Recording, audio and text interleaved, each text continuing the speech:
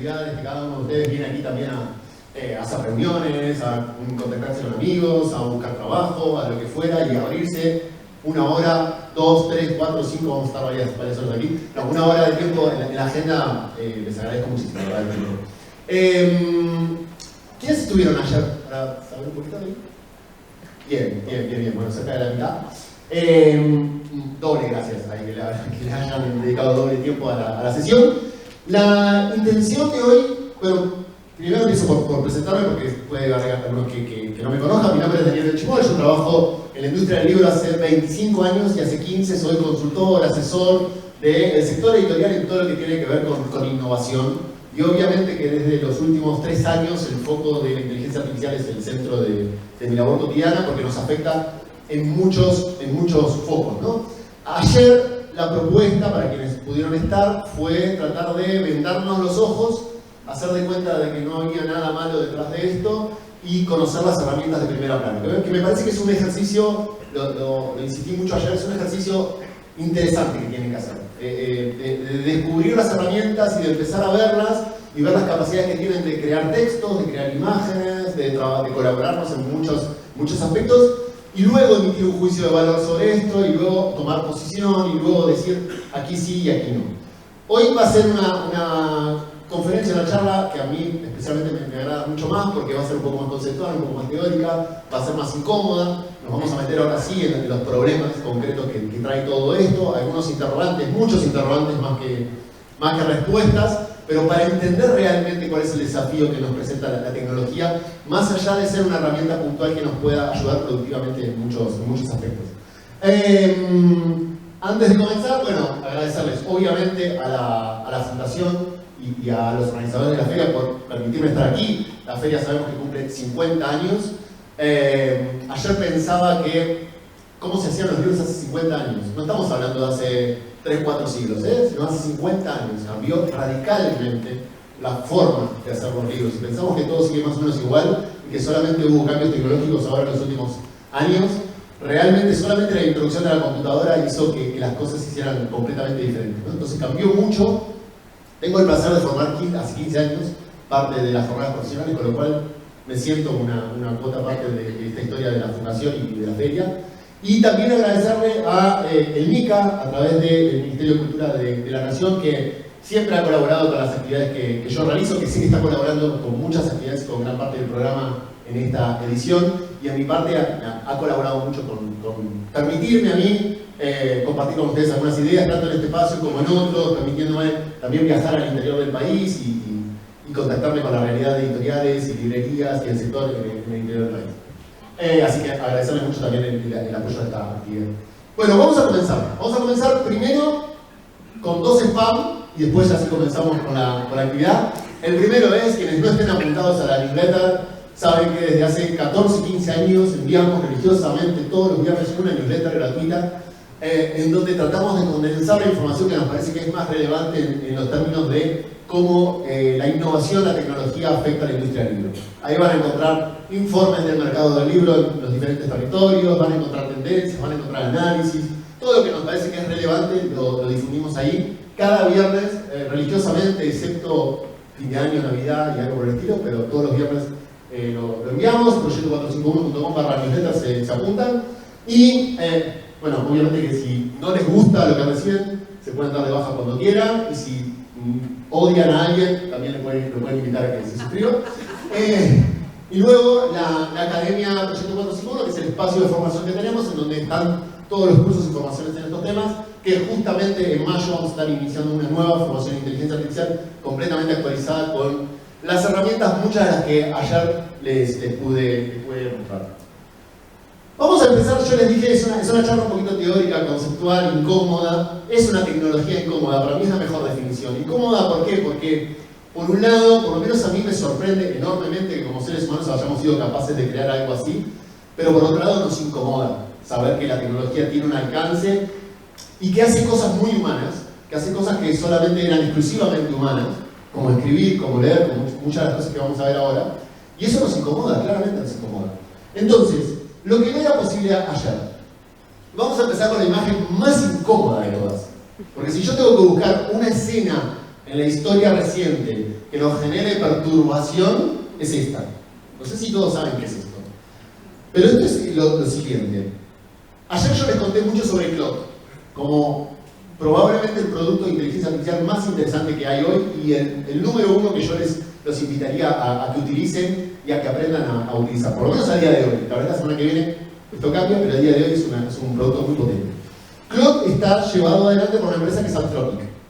Anthropic es una empresa que ha cobrado cierta entidad pública en los últimos meses por su discusión con el gobierno de Trump, por discusiones morales, éticas y de índole de muchos aspectos con el gobierno de Trump, en principio contra, luego sabemos que esto va a llevar a alguna suerte de acuerdo, pero en principio contra. Anthropic es la empresa que está siendo juzgada por haber utilizado para su entrenamiento contenido con propiedad intelectual, específicamente libros. Se considera que es el juicio a nivel de derechos y propiedad intelectual más grande de la historia, porque se ha corroborado, porque es la empresa en la cual se ha corroborado que esto ha sido hecho, y además ellos han dicho, bueno, sí, esto es así y estamos dispuestos a pagar por esto, y ya. Y ahora les voy a contar un poquito de qué va el acuerdo, que es un acuerdo que ahora está como en marcha. Pero dentro de todo esto hay una situación que es especialmente perturbadora, que es esto que ven acá, que es algo que se reveló a partir de una investigación que hizo el Washington Post, que es lo siguiente. Para el entrenamiento del modelo, para lo que es el aprendizaje del modelo, no solamente se le dio contenido de libros digitales, que sería como lo lógico, ¿no? Hay una base enorme de libros digitales, algunos de dominio público, otros con propiedad intelectual, algunos piratas, lo que fuera, y a la IA se le da ese contenido para entrenarse, para aprender a leer, para aprender a escribir y demás, sino que también se le dio contenido en papel. ¿Qué es lo que hizo Anthropic? Anthropic contrató una empresa, una startup, que se ocupó de hacer lo siguiente: comprar libros físicos, romperlos, desguazarlos, desarmarlos, escanearlos y que eso sea insumo para la inteligencia artificial. De mucho contenido que ni siquiera sabemos si está digitalizado o no y que necesitaba esa materia prima. No solamente porque necesitaba el texto, sino muchas veces porque necesita información sobre el formato, sobre el contenedor, sobre muchos aspectos que hacen a un libro, ¿no? Esto es el lugar. Fíjense esto. Y esto, al menos según la legislación de Estados Unidos, que sabemos que la legislación de propiedad intelectual tiene matices en los diferentes territorios, no es ilegal. ¿Por qué? Porque han comprado los libros. La discusión y el juicio de Anthropic, que es un juicio por el cual ellos se comprometieron a pagar $1.500 millones. Créanme que es un vuelto para esta empresa que está triplicando sus ingresos cada 2 o 3 meses. Y está hoy llevando, creo que tiene unos ingresos, unas ganancias mensuales de $40.000 millones, una cosa así. Ganancias, va a pagar $1.500 millones, lo que se supone que son unos $500 por libro, o una cosa así, que al autor le va a quedar unos 250, porque se establece una repartición entre autor y editor, menos impuestos, no se queda poco y nada. Lo que está abierto ahora es un espacio para que tanto editoriales como autores encuentren su libro en esa base y digan, sí, esto es así, y pasen al proceso de poder cobrar. Esto habilita a todo el mundo, puede habilitar incluso a ustedes, en todo el mundo hay reclamaciones, estamos como en esa fase, ¿no?, de reclamaciones. Pero ¿por qué se lo juzga a Anthropic? ¿Y por qué se lo ha encontrado culpable y por qué están dispuestos a pagar? Porque el contenido con el cual se ha sido entrenado el modelo, o el contenido puntual que ha caído en este juicio, es un contenido pirata. ¿Sí? O sea, el asunto de base, de acuerdo a la legislación de Estados Unidos, que, insisto, cambia mucho en cada territorio, no es que la IA haya utilizado contenido con propiedad intelectual para aprender, sino que el asunto es que accedió a contenido pirata para hacer eso. ¿Sí? Y como es una base de datos pirata, bueno, ahí se lo acusa. Pero cuando pagó por los libros, no hubo mayor problema. ¿En dónde nos encontramos hoy? Nos encontramos en que la inteligencia artificial nos permite escribir sin escribir. Y hoy de verdad quiero tratar de mojarme con temas complejos, problemáticos, que nos afectan en muchos sentidos. Tiene la capacidad de escribir sin escribir. Es la primera vez en la vida que podemos escribir sin escribir. Es la primera vez en la vida que podemos generar canciones. sin tocar música. Es la primera vez que tenemos la capacidad de generar un cuadro, un dibujo, una pintura, sin dibujar, sin sacar una foto. Y esto es muy novedoso para nosotros. Les muestro un ejercicio que lo tomé de alguien y que me parece fabuloso, que es el siguiente.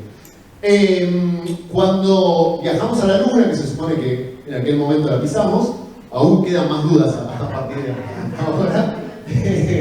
¿Por qué dimos vueltas y no bajamos? Bueno, todas estas cosas. Hubo un documento, es un documento de dominio público, que es la transcripción completa que hicieron los astronautas con la base. Es decir, los 3 astronautas, en aquel momento, estamos hablando de 1960 y pico, hubo una comunicación de los 3 astronautas con la base muy técnica, porque imagínense que además había mucha economía en cuanto a la comunicación, entonces muy técnica, y es un documento que es público y que tiene no sé cuánto, 300, 400 páginas de todas las interacciones que tienen los 3 astronautas con la base. ¿Qué es lo que hice yo?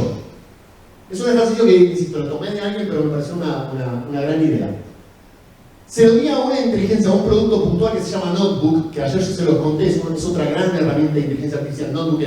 Le di ese documento y le dije, quiero que tomes el rol de uno de los astronautas y generes una autobiografía de ese astronauta contando su experiencia de lo que fue viajar a la Luna. O sea, es un proceso creativo, literario único, que hacer un humano hubiese sido tremendamente laborioso, porque la IA tiene que poder discriminar en toda esa conversación quién es esta persona y además poder adoptar ese rol, esa mirada, esa visión a partir de estas comunicaciones que, insisto, son muy telemáticas, ¿no? Y el producto que me genera es el siguiente, que les voy a escuchar un segundito nomás, pero para que vean de qué va. Con el Saturno ahora en silencio y la Tierra alejándose, llegó mi primer gran momento en el escenario del espacio profundo. La maniobra de transposición y acoplamiento. Debía separar el Columbia de la etapa del cohete, girarlo 180 grados y acoplarme al Eagle, que viajaba aún en su adaptador como un nido frágil. Era una operación exacta, sin margen de error. Sin el Eagle no habría alunizaje, y sin un acoplamiento perfecto tampoco habría regreso. Informé a Houston que todo había ido bastante bien. Yo sé que no es un Pulitzer, yo sé que no es un gran premio literario, pero es un texto que está muy bien, de buenas a primeras, que haya podido producir un texto de esas características, a partir, insisto, de un insumo muy técnico, está realmente muy bien. Entonces empezamos a ver cómo la IA tiene capacidad de escribir con una calidad equivalente a la de, por lo menos, la mayoría de los seres humanos, ¿no? Esto nos lleva a una enorme cantidad de interrogantes. Por ejemplo, ¿qué sucede cuando escribimos? Porque yo estoy escribiendo sin leer ese texto. Ni lo leo. Y tampoco estoy escribiendo realmente, o es escribir eso. ¿Qué etapas del proceso, que esto es algo con lo cual voy a volver más adelante, qué etapas del proceso nuestro, interno, intelectual, estamos delegando en la IA cuando la IA escribe de estas maneras? Otro ejercicio. Hay una suerte de prompt, de indicación que yo hago habitualmente con los modelos de inteligencia artificial para probarlos, para ver qué tan creativos son y qué tan interesantes son las respuestas que me dan, que es el siguiente. Le digo a la IA, quiero que pienses en 2 conceptos diferentes o en 2 ideas diferentes, que estas ideas sean muy distantes o que no tengan nada que ver a priori, y le pido que me construya un ensayo conectándolas. Hago este ejercicio, le digo a la IA que piense, que ya es algo interesante, que imagine 2 términos que a priori no tienen nada que ver, y que después la fuerzo que me escriba un ensayo sobre estos 2 conceptos, ¿no? Y de esto es algo aleatorio completo, ¿no? Cada vez que lo hago va a ser una respuesta completamente distinta. Bueno, al principio la IA me genera cosas bastante raras, como esto, el modelo haiku subductivo, marco metodológico, conecta cosas muy extrañas. Pero una vez, de muchas de estas pruebas que estoy haciendo, una vez me conectó algo que, por lo menos a mí, me movilizó, me dejó bastante inquieto. Que es lo siguiente. Conectó 2 ideas, la alegría en la infancia y el vacío en el universo. Yo los animo a todos ustedes a que escriban un ensayo conectando la alegría en la infancia y el vacío del universo. Y fíjense lo que dice. Dice, esto es un ensayo largo, imagínense 15 o 20 páginas de esto, hay una resonancia profunda entre ambos procesos, la vida psíquica del niño y la vida física del universo. comparten la lógica del tanteo. Ninguno de los dos sabía de antemano cómo debía organizarse. Hubo condiciones iniciales, sí, pero también contingencias, azar, decisiones tomadas en el camino. La diferencia está en que mientras el universo no se angustia por sus fallos, los humanos sí lo hacemos. Se autopercibe, nosotros nos autopercibimos zorros, perros, se autopercibe humano. Y cuando esa angustia se instala demasiado pronto en la infancia, la alegría se retrae. O sea, hace toda una metáfora de cómo el universo se expande o se retrae en función de también cómo la alegría se puede expandir o retraer de acuerdo a cómo es la infancia. Un niño sometido a una presión constante por hacerlo bien, por no perder el tiempo, por aprovechar cada minuto, comienza a vivir el vacío no como un terreno de juego, sino como un peligro. Donde hay hueco puede haber reproche. En este sentido podría decirse que la alegría infantil necesita cierto grado de vacío protegido, un espacio-tiempo en el que las consecuencias no sean absolutas, en el que la identidad no esté fija, en el que se pueda probar y deshacer.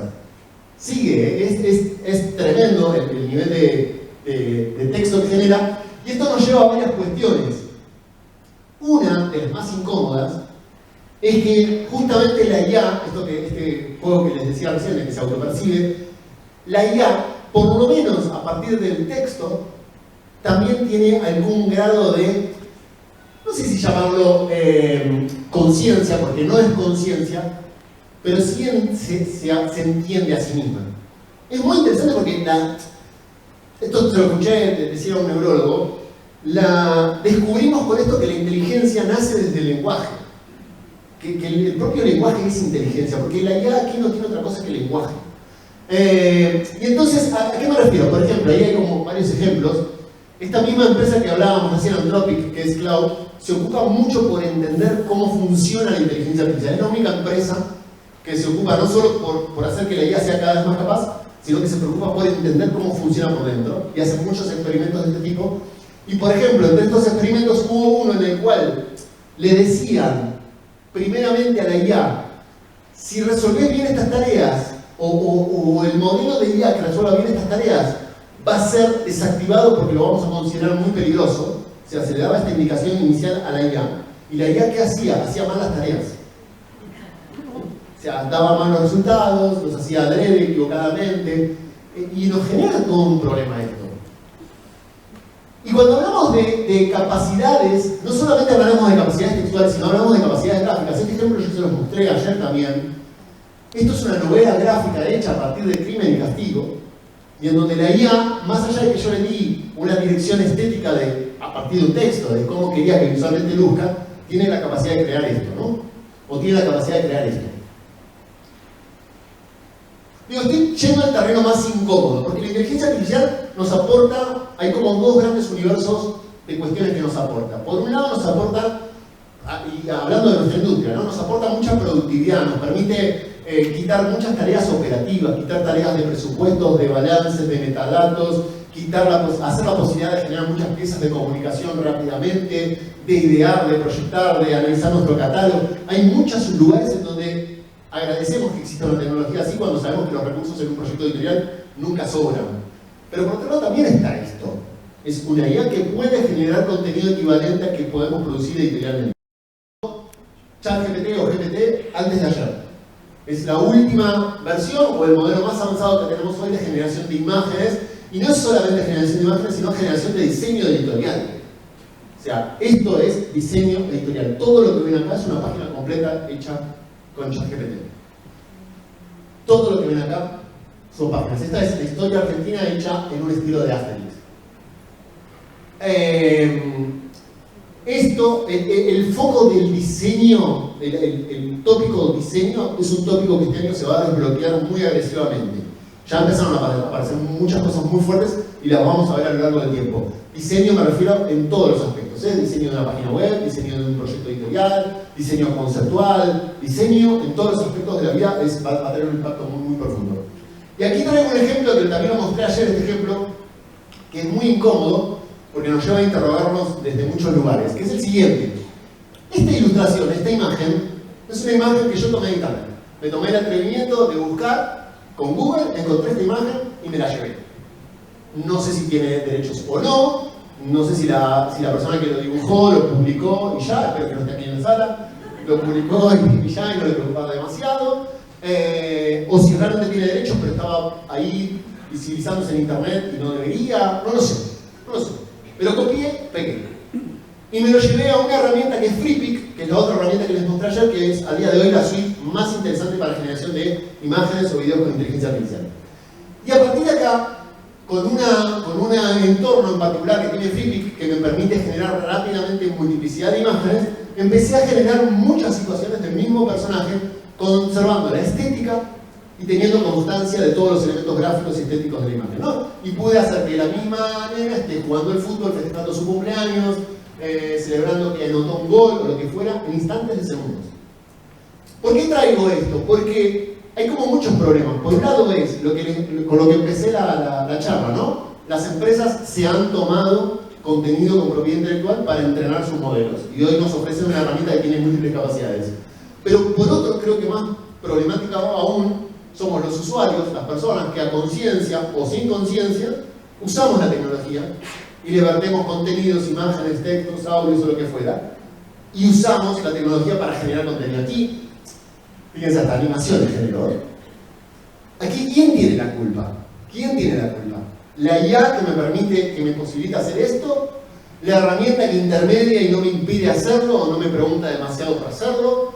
¿O yo como usuario, que incluso sabiendo sobre el tema, digo, puedo crear ilustraciones de este personaje libremente? No importa si esto nos gusta o no, ya está acá. Ese es el gran asunto. La tecnología llegó a un punto y va a ir a más, porque claramente quienes asistieron hace un año atrás a la charla saben que esto ha dado saltos cuánticos y va a seguir dándolos. O sea, todavía estamos muy lejos de algún techo posible. La tecnología va a seguir avanzando y esto ya está acá. La tecnología ya nos permite escribir textos al mismo nivel que el que escribe un ser humano. La tecnología ya nos permite hacer un audiolibro con una voz que no podamos discernir si es humano o no. Ya nos permite hacer una película con una calidad que no sabemos si la hizo Hollywood o la hizo un chico de 17 años en su casa. Ya estamos ahí. Entonces ese no es el asunto, no es el problema. El problema es qué hacemos con eso. Y el problema es cómo hacemos que nuestro trabajo cobre valor. Esto que les traigo acá es un informe muy reciente que lo publicó, se me viene a la cabeza Wiley, pero no es Wiley. Otra editorial académica muy relevante que suele hacer un estudio muy fuerte, en donde lo que tiene es la información de los investigadores académicos que publican cuánto están usando la inteligencia artificial o cuánto están declarando que están usando la inteligencia artificial, que además sabemos que hay un salto ahí, ¿no? Hace un año era el 57%, hoy es el 84%. El 84% de los investigadores académicos utilizan la IA en algún proceso. No significa que pongan un prompt y salga un paper, pero en alguna parte del proceso están interviniendo en la inteligencia artificial. Datos que consolidan esta idea. Esta es la curva de libros autopublicados en Estados Unidos. Pasamos de 2,5 millones a 3,5 millones el año pasado. O sea, se escribió 1 millón más de títulos, 1 millón más, no 5.000 más, 1 millón de títulos más en un año. Claramente por la inteligencia artificial. Donde los géneros más fuertes son ficción, en primer lugar, no ficción, los libros de juegos y actividades, juveniles y viajes últimos. Curiosamente últimos, sería lo más fácil de hacer. Hay 2 o 3 papers académicos de este último año que a mí me llamaron especialmente la atención, porque además se han hecho muy serios, vale mucho la pena leerlos. Uno de estos estudios hizo lo siguiente: trató de tomar muestras de libros entre el año 2020 y el año 2025, o sea, un poco antes del efecto ChatGPT y ya con el efecto ChatGPT consolidado, tomó muestras de 300.000 libros al azar y otra muestra de 480.000 libros, ahí para analizar más bien cuestiones específicas con géneros puntuales como economía, como romantasy, como ciencia ficción. Y además de entender a nivel volumen cómo ha ido creciendo la producción, hizo el entrecruzamiento entre eso, la posición de ventas de cada uno de estos títulos y las opiniones de los lectores. Cruzó estas variables y saca muchas conclusiones interesantes. La primera es que el mercado se triplicó. Esto estamos hablando sobre todo del mercado anglosajón, que es el mercado más, que más se mide. Se triplicó, pasando de 100.000 nuevos títulos a 300.000 títulos mensuales. Los Los autores, y acá es uno de los datos lindos y reveladores o incómodos, cuando miran la producción de un autor puntual, lograron ver que previo a ChatGPT los autores producían, o hay autores que producían una media de 10, 12 libros por año. Estamos hablando de autores muy prolíficos ya de por sí, pero que se dedican un poco a eso, ¿no? Y van escribiendo por encargo, o a veces con alguna idea, pero bueno, hacían una cuota de 8 o 10 libros al año, pasaron a publicar 100 libros al año. O sea, ahí hay inteligencia artificial, claramente. Hay categorías puntuales que pasaron de tener 2.000 a 4.000 libros por mes, 2.000 a 6.000. O sea, hay un crecimiento exponencial en la cantidad de títulos que se están publicando. Y claro, cuando analizamos si esto tiene un impacto en el mundo bestseller o no, bueno, lo que ellos encontraron es que entre los 100 más vendidos no aparecen al menos títulos hechos por inteligencia artificial a día de hoy, pero sí aparecen muchos entre los 100 a 1000. O sea, hay una cuota intermedia de libros que no solamente se están escribiendo con IA, sino que se están comprando, ¿sí? Y se están leyendo. Ya es mercado. No es el mercado de los bestsellers, pero ya es un mercado consistente e interesante de libros. Y acá viene un caso que es muy especial, que no sé si algunos lo han ido siguiendo, nosotros lo hemos ido compartiendo en el newsletter, pero que genera mucho debate y es muy interesante, por eso lo quiero dar como una especial atención. Es un libro que se llama Shear, es un libro de Hachette, que pasa lo siguiente, se los voy a contar muy brevemente.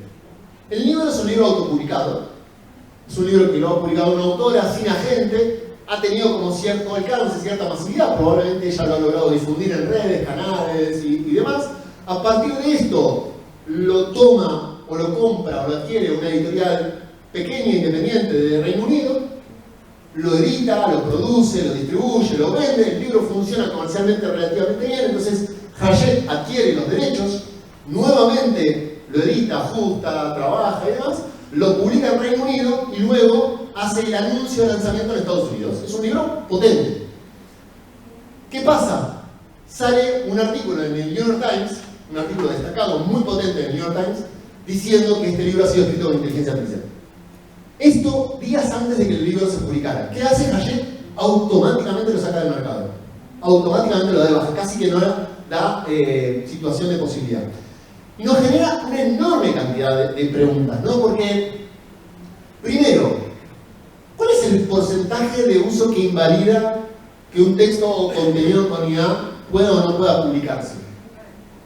Porque acá la autora, que tuvo poca voz para hablar del tema, porque la han censurado así drásticamente, no le dieron posibilidad de que aclarara nada, ella dice que no lo escribió con IA.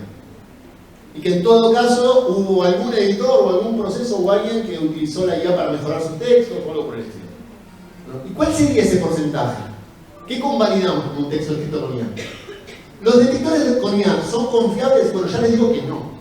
Ya les digo que no. Generan muchos falsos positivos, generan muchas situaciones incómodas en donde señalan que el texto está hecho con IA, pero realmente no. Y nos metemos en un brete gigante. ¿Tenía Hachette conocimiento previo de las acusaciones? A ver, previo a que el libro llegara a Estados Unidos y previo a que el New York Times lo difundiera, ya había en las redes sociales mucha crítica y mucho cuestionamiento, por eso sale el artículo del New York Times, de que este contenido estaba hecho con IA. De hecho, hay un video en YouTube que tiene 1 millón de visualizaciones de un lector que lo critica mucho por esto. ¿Podría no haberse dado cuenta de esto? Hachette no hace una búsqueda en internet del autor para ver qué reputación tiene, qué comentarios tiene y demás. O lo sabía y dijo, bueno, ya. ¿Qué proceso editorialmente tendríamos que adoptar para tratar de, sabiendo que las herramientas no son fiables, para tratar de detectar esto, ¿no? ¿Cuántos editores utilizan IA en algún proceso de trabajo? Incluso Hachette mismo, y viene a decir, bueno, este autor usó IA, entonces no lo publicó. O sea, ¿en qué lugar ético, moral tenemos como para decirle, no, ustedes no, pero nosotros sí? ¿A quién protege la cancelación, no? ¿Puede un texto haber pasado todo un proceso de edición 2 veces y que nadie se dé cuenta que ese texto ha sido escrito con IA? Y a partir de esto, además, genera una sospecha de que cualquier texto más o menos bien escrito puede haber sido hecho con IA, ¿no? Entonces, los autores, después de ver un caso así, que acá vamos a ver muchos casos de este tipo, ¿nos van a declarar que usaron IA? o lo llevamos a una instancia en la cual no te digo nada porque si te digo que es con IA no me lo vas a publicar. Lo segundo, este estudio es muy interesante, ¿eh? ¿Qué nos sucede como personas cuando nos alertan que un contenido ha sido escrito con IA? Este es un estudio muy interesante, de verdad vale mucho la pena, porque lo que hicieron fue lo siguiente: durante 3 años tomaron una muestra de muchos miles de lectores a los cuales les fueron haciendo pruebas y les daban textos escritos, algunos por IA y otros hechos por humanos. Dentro de esas pruebas hay muchas, pero hay una prueba que es muy peculiar, que es la siguiente. Le dieron cuentos escritos por humanos que habían ganado premios literarios, con lo cual, dentro de los patrones de autoridad que nosotros teníamos como seres humanos, esos textos estaban bien, eran buenos, eran interesantes. Se los dieron a los mismos lectores, pero a una cuota de lectores le dijeron esto fue escrito por IA y a otra le dijeron esto fue escrito por humanos. Los que venían con el sesgo de esto fue escrito por IA, aún no fuera así, automáticamente rebajaron ese texto y su valoración y su calificación sobre el texto. Revelar que un texto fue escrito por inteligencia artificial, lo que se llama la atribución de autoría, altera cómo los lectores valoramos el texto.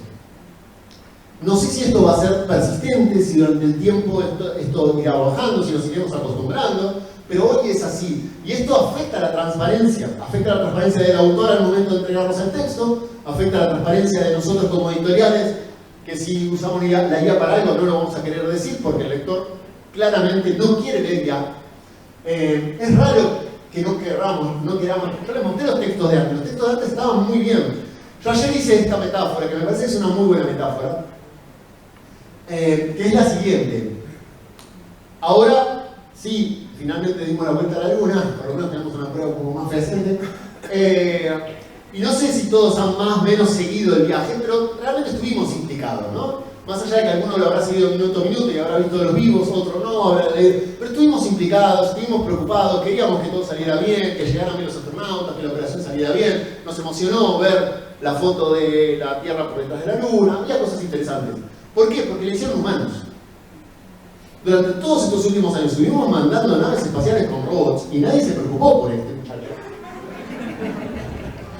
Que está ahí dando vueltas en Marte haciendo todo un esfuerzo gigante. Nadie se motiva por esto. Y está bien que esto ocurra, ¿no? Pero nos lleva a preguntarnos un poco en qué momento nos encontramos. Y esto nos lleva a lo siguiente, que es lo más preocupante por lo menos para mí. Por lo menos para mí, si quieren, que una preocupación radical que nos trae la inteligencia artificial es esta. Que empezamos a leer sin leer. A ver, ya teníamos un problema grave previo a la inteligencia artificial, esto lo sabemos todos. O sea, ya teníamos un problema muy grave de comprensión lectora. No hay informe, no hay estudio que tomen en donde los índices de comprensión lectores no han ido más que ir cayendo, ¿no? Por caso les traigo que es una muestra muy importante de muchos países en donde se marca cómo el índice de comprensión lectora ha ido cayendo década tras década y sobre todo en las últimas 2 décadas. Entonces, la IA es un efecto multiplicador de esto. Otro dato muy concreto que nos habla, hay muchos informes que yo les podría estar una hora mostrando solamente informes que hablan de la caída de la comprensión lectora, ¿no? Pero, por ejemplo, el número de páginas que un bestseller tiene ha ido bajando progresivamente, no solamente por una cuestión de economía de producción, sino también por la capacidad que tenemos de lograr la atención del lector, ¿no? Pasamos de libros de 430 páginas a libros de 380 páginas, los bestsellers.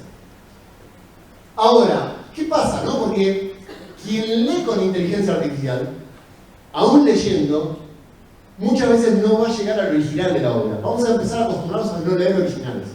Vamos a acostumbrarnos a leer siempre intermediados con la inteligencia artificial.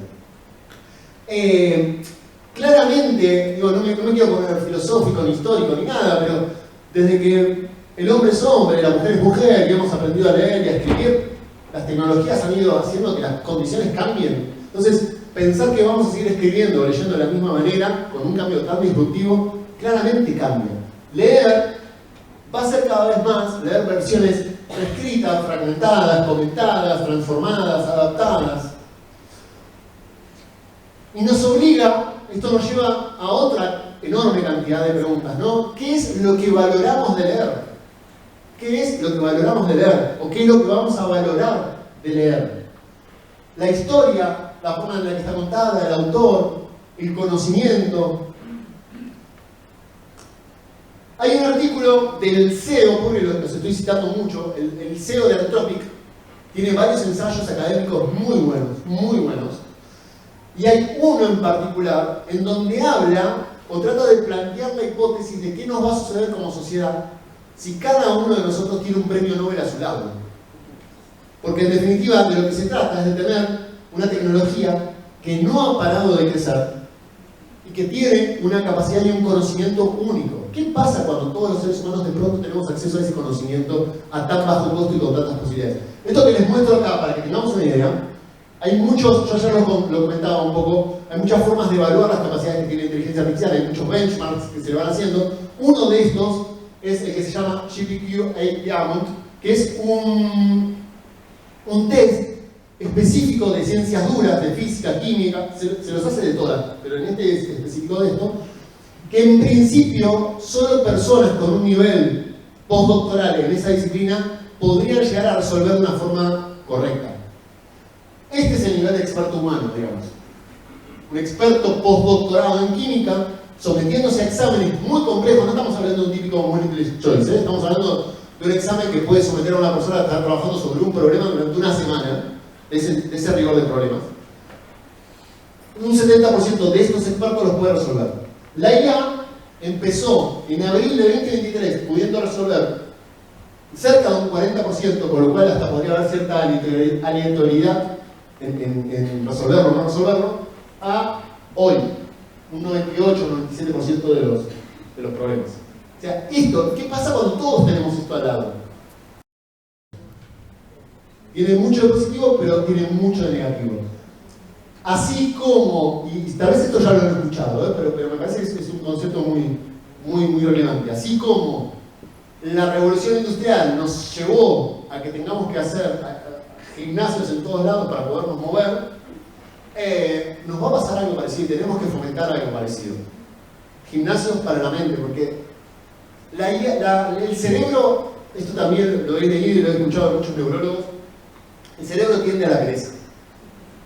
El cerebro tiende al ahorro de recursos energéticos del propio cerebro. Y si la IA me resuelve las cosas, que me las resuelva, soy feliz. Nosotros nos vamos a tener que esforzar mucho para desarrollarlo. Esto es lo que se llama delegación cognitiva, que es un concepto súper interesante para que lo busquen y lo exploren. Si quieren, desde el lado positivo de la lectura, vuelvo atrás. Ahí está. Desde el lado positivo de la lectura yo creo que está la personalización. Creo que la IA nos ofrece una etapa de personalización en el acceso al contenido que es única. Realmente tenemos la capacidad de poder absorber los contenidos como nosotros lo queremos, pero no solamente como nosotros lo queremos, sino también como nosotros los necesitamos. Y esto en el ámbito del aprendizaje nos abre como puertas súper interesantes. O sea, personalizar no es solamente me hago una guía de viaje específica, adaptada con mis contenidos, mis necesidades, mi familia o lo que fuera, sino personalizar también es, estoy con mi hijo y quiero que me ayude a explicarle un concepto que no lo entendió bien y dependiendo su nivel, la IA se va a adaptar a su nivel y lo va a poder llevar a ese proceso de aprendizaje. Bueno, ¿qué podemos hacer como editores en todo esto? ¿Qué podemos hacer? No sé si todos siguen haciendo el trabajo que hacen de la misma manera que lo hacían hace un año. Realmente créanme que si están haciendo las cosas, si su jornada de trabajo es igual hoy que lo era hace un año, están en un problema. Y si la jornada de trabajo que tienen hoy va a ser igual dentro de un año, el problema es doble. No estoy diciendo acá que los ilustradores, traductores, editores, correctores vayan a desaparecer, ni mucho menos. Pero la forma de hacer las cosas tiene que cambiar radicalmente. Cambia radicalmente. Nos tenemos que preguntar qué es ser un editor, qué significa publicar un libro, cuál es el valor de publicar un libro. La IA, y ayer se los mostré en la conversación práctica, es una herramienta productiva sin precedentes. Es una herramienta productiva que nos lleva a acelerar procesos y a reducir costos en procesos como prácticamente ninguna otra lo ha hecho en la historia. Yo les contaba de este ejercicio que nos llama mucha conciencia y nos permite ver un poco a mediano plazo qué es lo que va a ocurrir.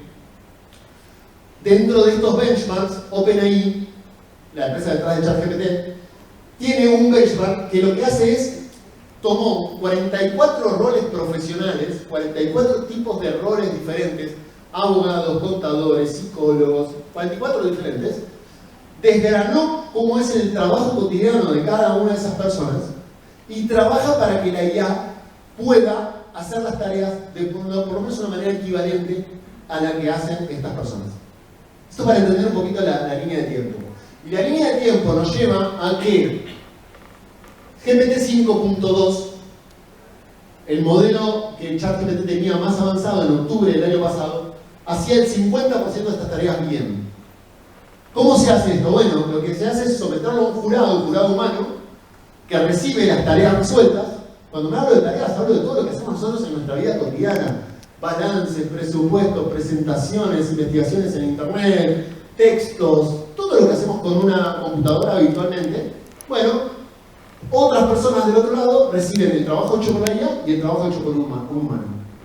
En noviembre hacía el 50% de las tareas igual que un humano. Por lo menos igual que un humano.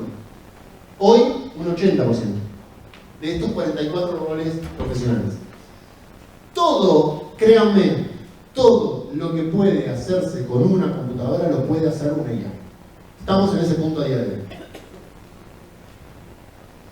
Entonces, ¿qué es editar? Bueno, yo aquí me animo a pensar un poquito sobre el tema, y obviamente que esto es algo vivo, que puede ser que el año que viene piense diferente, que ustedes también tienen que ir aportando sus ideas, pero creo que el concepto de editar y de publicar libros, más allá de que ustedes lo sigan haciendo de la misma manera en cuanto a formatos, canales de distribución y demás, estoy refiriéndome a otra cosa más profunda, cambia. Y a mí me gustan estos 4 conceptos, por lo menos. Confianza, criterio, contexto y deseo de lectura. ¿Por qué? Primero, la confianza, ¿no? Lo escaso empieza a ser confiar en algo. Cuando todos tenemos, pensemos otra vez, ¿no? En lo que les vengo mostrando a nivel de capacidad de escritura y a nivel de capacidad de generación de imágenes, de cómics y demás. Todos tenemos esa capacidad. Entonces, bueno, ¿quién nos da la confianza? ¿Qué proceso me da la confianza de que este texto es el que tengo que leer? ¿Bajo qué criterios un elemento es más valioso que otro? ¿Cuál es el contexto? ¿Y qué me genera deseo de lectura? Bien, lo que tenemos que decidir, 4 cositas, y a ver cómo estamos de tiempos. ¿Todo bien? Impecable, pasadísimo. 4 cositas rápidas y cerramos. ¿Qué cosas? Estos son interrogantes, pero para que se lo lleven porque son parte de los planteos que ustedes internamente tienen que hacerse. ¿Qué es lo que hace valioso que ustedes publiquen un libro? Cuando cualquiera puede escribir tan rápidamente, cuando cualquiera puede pedirle a la IA que le escriba y leer ese contenido. ¿Dónde está el negocio? ¿En dónde está el valor del negocio? Obviamente que esto despliega también otros modelos de negocio como es el licenciamiento de contenidos. Esto último, ¿no? Hablando otra vez del caso de Shigeru. ¿Qué garantías internas tenemos a nivel proceso de producción para validar los contenidos de los autores, validar los contenidos que le entregamos a los lectores y demás? Y tenemos que decir claramente dónde integramos la IA. Y para mí no es que hay una respuesta única con esto. Cada proyecto editorial tiene libertad de decisión. Ustedes pueden decidir. Yo no voy a usar la IA para diseñar las portadas de mis libros o para editar mis textos, pero sí la voy a utilizar en una enorme cantidad de aspectos productivos que tienen que ver con el desarrollo de balances, presupuestos, estrategias de comunicación o lo que fuera. O sí, creo que la IA me aporta mucho como visión para generar informes de lectura, para trabajar los textos, para mejorar los textos. Cada uno de ustedes tiene libertad de decisión, pero creo que los 2 ejercicios que yo les contaba un poco en el día de ayer, conocer las herramientas y establecer una política de uso de la IA es bastante importante. Acá aparece otro aspecto muy importante que quiero que lo tengan en agenda, que es que cambia por completo la descubribilidad de los textos, la visibilidad de los textos. Hace 5 años una persona tecleaba en Google, libros para regalar a mamá. Hoy una persona va a ChatGPT y dice, mi mamá tiene 68 años, es profesora de historia, le encantó este libro, pero lleva 2 años sin terminar ninguno. ¿Qué le regalo para su cumpleaños? Y la IA le responde y tiene una autoridad para responderme que yo le creo al 100%. Y esto no es algo ficción, esto realmente está ocurriendo. Más del 65% de las búsquedas en Google ya terminan sin clic. La IA da una respuesta, me la confío esa respuesta y ni siquiera entro a la fuente original. El 37% de los consumidores ya buscan recomendaciones de compra de todo tipo con la IA. Y lo hacemos nosotros, o sea que no hace falta los datos, ¿no? Piensen que ChatGPT, solo ChatGPT ya tiene 900 millones de personas que lo están usando activamente semanalmente.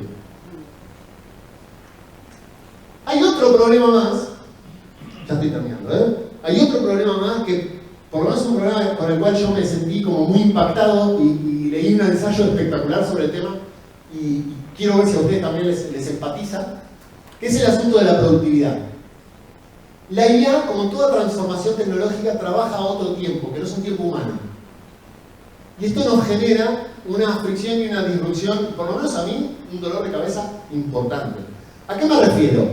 ¿Cómo estábamos acostumbrados a trabajar? Bueno, le pedíamos al diseñador una portada, entonces le enviábamos algunos textos, algunas ideas y demás, le mandábamos un correo, el diseñador empezaba a trabajar y mientras veíamos un balance y le mandábamos el contador algo y después hacíamos algo.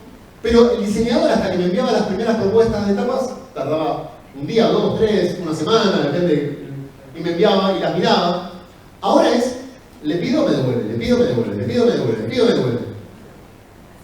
No me da ni siquiera una instancia de reflexión de nada.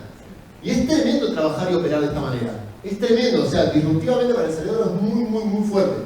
Es muy productivo, pero es muy agresivo para la mente. Y ojo, y esto sí lo insisto mucho, y esto lo trato de trabajarlo mucho con los editores. Ojo, la IA genera productividad, sí, lo certifico donde quieran y se los puedo mostrar como quieran. O sea, lo que hacíamos en 3 horas lo hacemos en 20 minutos. Eso sin duda. Hay una enorme cantidad de tareas en donde el impacto es muy, muy concreto. Ahora, ¿eso significa que reducimos costos? No necesariamente. ¿Eso significa que mejoramos rentabilidad? No necesariamente. Ojo, puede ser que sí, puede ser que no. Y lo último, que también lo comentaba ayer, y esto creo que es una de las cosas como más importantes para tener en cuenta, todo esto que les vine mostrando y todo lo que les mostré más ayer en términos prácticos de las capacidades de la IA, lo que nos lleva es a pensar que la IA es un commodity, que progresivamente todos vamos a ir teniendo conocimiento sobre cómo usarlo y todos lo vamos a tener al alcance de la mano. Entonces el gran punto es qué tienen ustedes para ofrecer de diferente, de distinto, cuál es el valor que aportan cuando la tecnología es igual para todos. Si quieren, como un ejemplo, a mí me gusta lo que viene exponiendo Wired. Hay muchos ejemplos, pero hay quienes están dando como una suerte de manifiesto de en este contexto nos vamos a mover de esta manera. Y por ejemplo, Wired dice, lo que ellos van a tratar de hacer es historias cero. Historias que no hayan sido escritas, historias en donde no haya como fuentes previas de información, historias que valgan la pena por ser completamente disruptivas, interesantes y novedosas. Digo, sentar una base de, en este contexto, ¿cómo me distingo? No digo que sea esta la fórmula, pero es interesante empezar a pensarlo. ¿Qué es lo que nos distingue entonces? Bueno, yo tengo 2 o 3 hipótesis, pero ustedes seguramente tendrán muchas más. 2 o 3 hipótesis. Cuando tenemos una tecnología que, insisto, es un commodity. Por ejemplo, tener una biografía. La IA no nace y muere, los proyectos editoriales sí tienen una vida. No es lo mismo un proyecto editorial que empieza ahora que uno que tiene 30 años, que uno que tiene 20, que uno tiene 50. Tienen un catálogo, una historia, una trayectoria, y hay una conexión del lector con esa historia, con esa trayectoria. Lo mismo cada uno de ustedes. Hay una intención, la IA no tiene intenciones por ahora.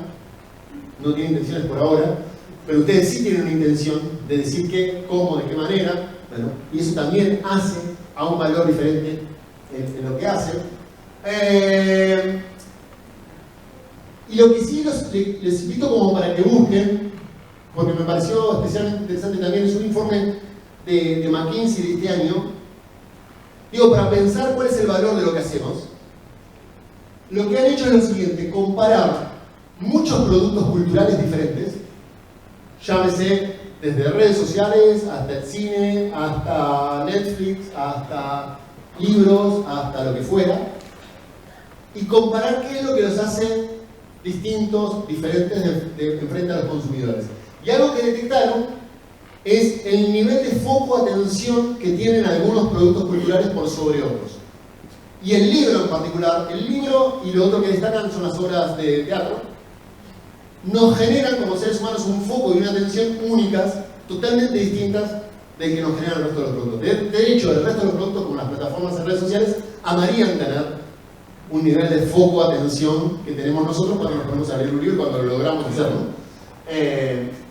Digo, para ir pensando cosas. No sé si dedicarme a la edición de libros o irme a trabajar al campo, la verdad. Es una persona que estaba acá afuera. Bueno, para cerrar, el año pasado yo les hice esta pregunta, no sé si la acuerdan, quiénes han tenido, pero no hace falta que la recuerden. La hago mucho, pero me parece que es clave que en este momento piensen de acá a 3 años en dónde quieren estar. Como profesionales, como proyectos editoriales en los que trabajen, o proyectos culturales de cualquier tipo, de acá a 3 años. Sabiendo que este es el escenario, empezar a tomar decisiones de en qué se tienen que formar, qué habilidades tienen que tener, qué les parece lo más relevante y qué es lo que no. Es un periodo de tiempo interesante en el cual la vida va a cambiar mucho. Con lo cual está muy bien que traten de hacer ese ejercicio, aunque después se equivoquen en ese ejercicio, pero por lo menos empezar a pensar la dirección, tomando ustedes las riendas y el camino. Muchas gracias.